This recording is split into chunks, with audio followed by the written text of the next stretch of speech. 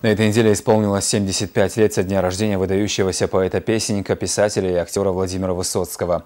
Для жителей республики имя барда, влюбленного в горы Кабардино-Балкарии, особенно значимо.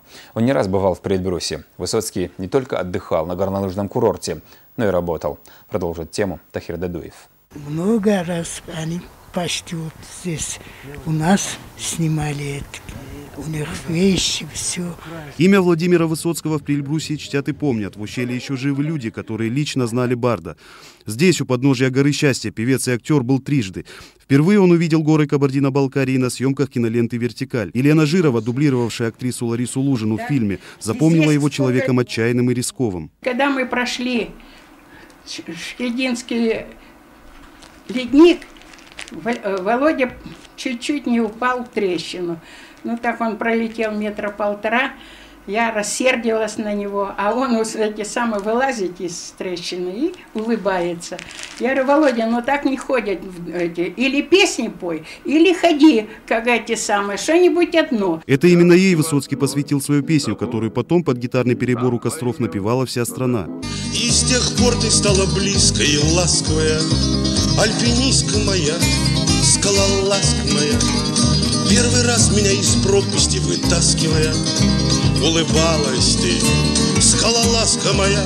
Коллекция фотографий и писем от Высоцкого. Эти материалы Елена Жирова хранит с далекого 1966 года. Еще одна реликвия — гитара, под аккомпанемент которой в ущелье Юсеньги исполнял для съемочной группы свои песни Владимир Высоцкий. Оказавшись в горах, он влюбился в них навсегда. Ровесник актера Юсуп Гулиев готовил его к восхождению. Был личность незаурядная вообще.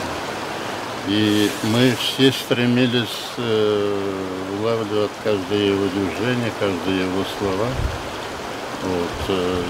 И, может быть, и подражать. Кто-то мурлычил себе этот гортанный его голос. Музей Высоцкого в Тегенекле в день рождения поэта не работал. Это место сегодня утратило свою популярность среди туристов. Однако не теряет всероссийскую известность любимая гостиница песенника и актера. В Тегенекле, вопреки сложившемуся мнению, Владимир Высоцкий не жил. Он предпочитал гостиницу «Иткол». 321 номер. Табличку постоянно снимают. Нет ее и сейчас. Вечера бард проводил в компании местных друзей вот в этом номере. Те, кто не помещались, занимали места в коридоре. Работнику Иткола Михаилу Шурдумову было 17 лет, когда он единственный раз встретился с Высоцким.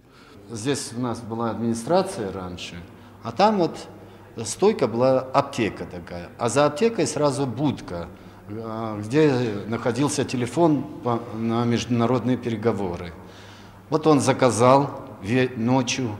Ночью обычно легче было звонить, потому что линия не так была занята.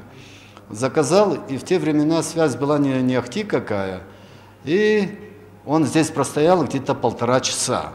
Прошел через весь холл, вытянул руку, поздоровался со мной, слова не сказал, развернулся и пошел назад.